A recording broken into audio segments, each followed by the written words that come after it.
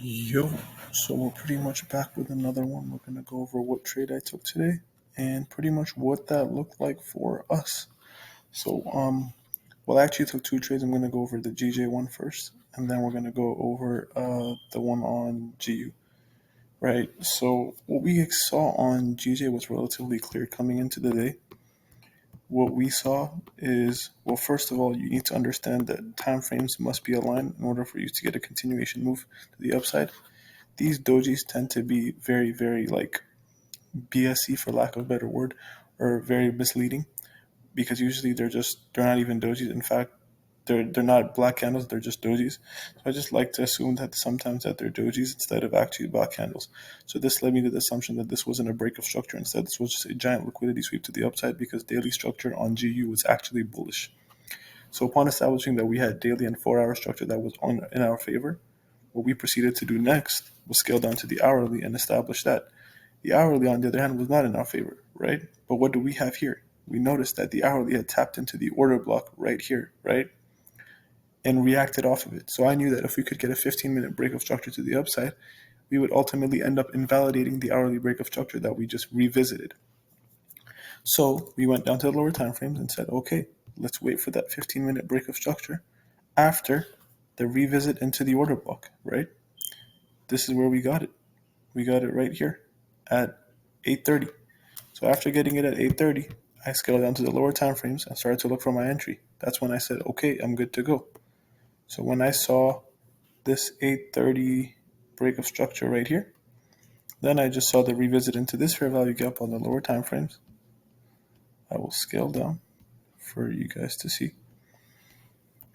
And after seeing this revisit of this fair value gap here and this break of structure, I decided to enter off of here.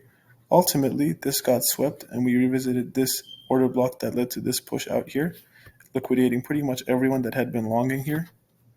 And then we just ended up ripping to all of our take profits. Unfortunate, but does happen. Next is GU. So on GU was just another unfortunate scene of events too. I'll get straight to it. I lost.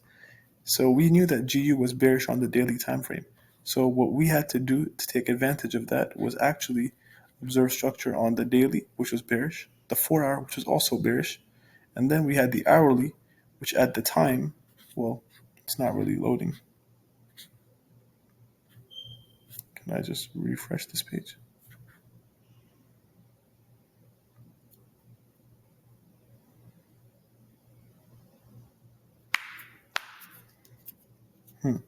Odd.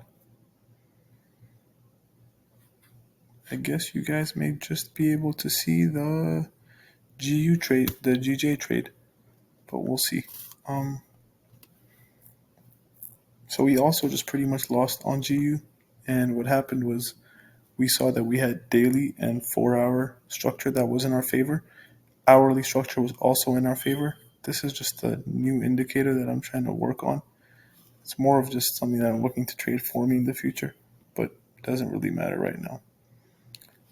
Honestly, I won't have enough time for this, guys, but what you guys need to understand is that we use time frame alignment to enter, and upon doing that, we had these time frames aligned, and the 5-minute align, we decided to go short. However, what happened was we ultimately got swept out by a wick that led the expansion down, and we pretty much didn't get that money either.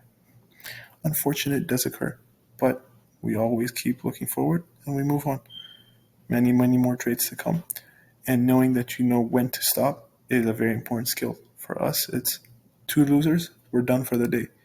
A winner, max 2, we're also done for the day. In most cases, I'm very satisfied if I even win once in a day because I have positive risk to reward. In other words, as long as I win more than I lose, actually, I don't even need to do that. As long as I keep on winning 33 to like 40% of the time, I'm still going to be massively profitable. So I'm not too concerned. And at the end of the day, you need to follow those rules to maintain your profitability. Do not forget, I think it was Wokar who said this, a restricted trader is a profitable trader. Something along those lines, I believe. Saw it on X. But yeah, you guys have a nice rest of your day, and I'll catch you guys in the next one. It's actually really nice that I get to show a losing day on here.